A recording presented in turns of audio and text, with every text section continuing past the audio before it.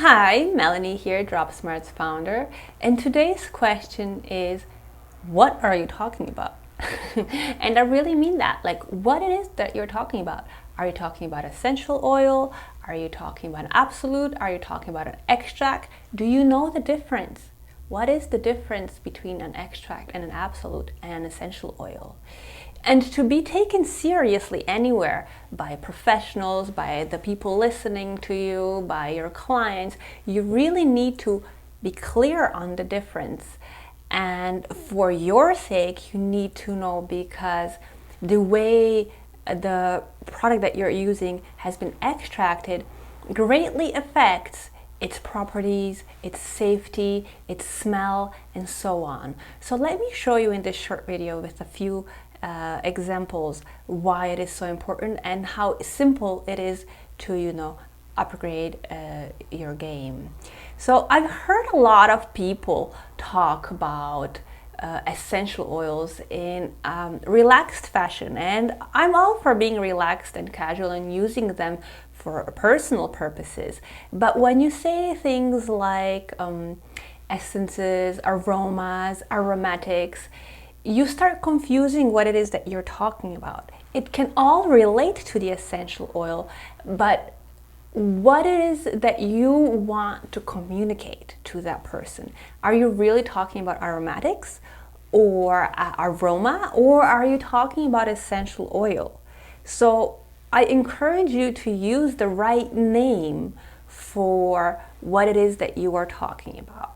So let's go to DropSmart and I'll quickly show you how this is very important, not only to use the right word, but also to know what that word means for you as a professional and for the essential oil as a product that you're going to use to possibly help someone, to recommend it, to use it and be effective. So I want to start with the simple one that we all know. It's a rose. So we have rose essential oil and rose absolute. And as you can see in DropSmart, it's all nice and simple and labeled for you. So you can see that this one is steam distilled. And the difference, as you will notice, is in the chemistry here with the colors. You'll see right away difference in the color. So this is how it looks like, the chemistry of rose that is an essential oil, and here we have a rose that is actually extracted. But let's look at this one first, and what it has is a lot of monoterpene alcohols, which are beautiful, beneficial, have a beautiful smell as well. But usually when we're going for that very rosy smell, we want to have the absolute, and that one has these bigger molecules. And you will see here, if I scroll down to look at the chemistry, that actually it has aromatic alcohols, and they are bigger molecules. And what does that mean for you? Right away you can see that it will smell different, it will absorb different because of the size, it will have different properties because of that, at a different percentage, at a different efficiency.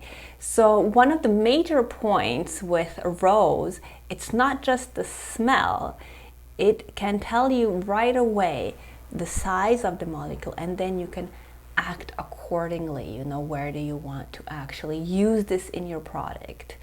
And it will be very useful for your clients, for your superiors, or whoever it is that you have to explain this to know exactly why they should use one oil versus the extract. So perhaps you want to recommend the extract to someone that really wants to make a perfume, whereas for aromatherapy purposes, you might want to use the beautiful but much more gentle essential oil. Now let me show you something that you might not know about, because we all do know about rose. But lavender, for example, you have the steam distilled lavender, and look at the safety of it. Look at how much research we have on it, and how much practical benefits. But with this market being maybe even oversaturated with new essential oils and extracts coming out, it's good to keep track on what it is that you are purchasing and recommending and learning about. We do have, for example, an aloe lavender extract, which has a very different safety here, and practically we have no knowledge on how to apply this. Luckily, we have the safety, but if we know the chemistry of it like we do here, we have with the smart calculator calculating the properties of your chemical constituents. And here we can take a look at, which monitoring alcohol, for example, this one has. We have many more ideas on how to use it. But today that is not the theme. I just wanted to introduce you to this very important question, and that is, what are you talking about? And be very clear when you're talking about these beautiful extracts, because everything I showed you today is an extract. So essential oil is an extract, absolute is an extract, it can be a solvent extraction with alcohol or whatever. So they all fall into the category of extracts. But if you can be a bit more specific, is it an essential oil? Is it an absolute? Is it a CO2 extract? You sound more professional, but also you feel more professional yourself. You have the confidence and the knowledge what that means, because an essential oil has much smaller molecules than some extracts. So I hope with this short video that I cleared up some things, that I encouraged you and inspired you to really get clear on what it is that you're using, to use your wording actually with respect to what it is that you are offering to your client, to your students, to somebody who's buying your oils perhaps. And with DropSmart, it is so much easier because you can take a look and see what it is that we're talking about. Here is, for example, solvent extraction, and then you know exactly what is connected to that, what safety, what research.